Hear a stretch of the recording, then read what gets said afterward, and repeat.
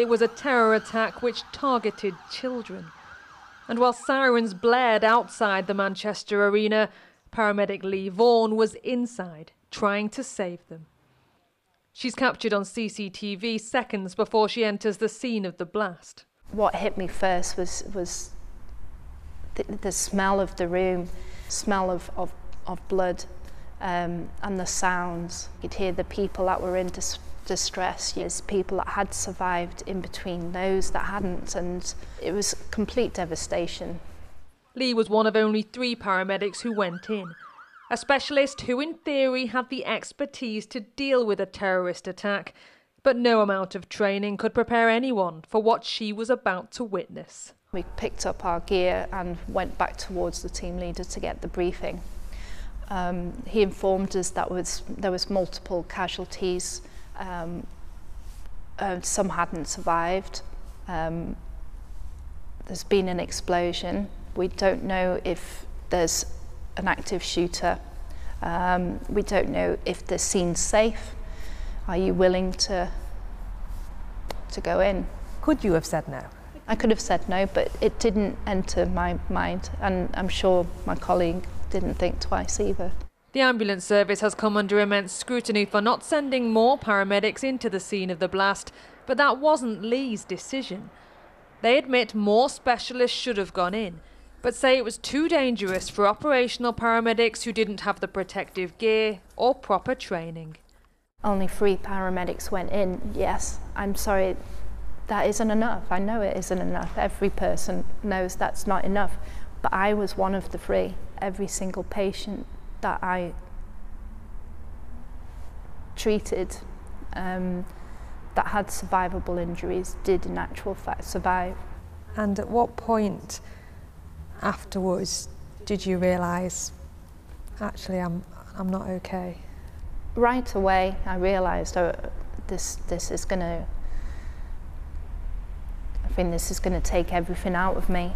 It was my job, but I also thought that the support would be there afterwards. But it wasn't. 7 months passed before Lea was referred to occupational health, and by then it was too late to prevent the post-traumatic stress disorder she now suffers. It's pretty much living that night over and over, several times a day. The feelings, the smells, the sounds, they appear out of nowhere. You could be doing anything or nothing, and all of a sudden you're transported back to that night. I've not slept through the night since it happened. And in December 2021, she was declared medically unfit to work. I feel incredibly let down by the ambulance service. I used to hold them in such high regard, I really did, and it's sad to think it doesn't really matter about the people that actually dealt with the patients. They failed a lot of people, and they will continue to fail people. Lea says it's the love of her family which helps her through each day. Wife Annabelle and daughter Eden. She's been everything to me. She's 3 years old, and she has no idea how many times she saved my life. And while she continues on her own journey of recovery, she hopes speaking out will ensure better support for those who still serve on the front line. Amy Welch, ITV News, Manchester. Well, Amy is at the Manchester Arena for us tonight. Amy, how's the ambulance service responded to what Lea told you?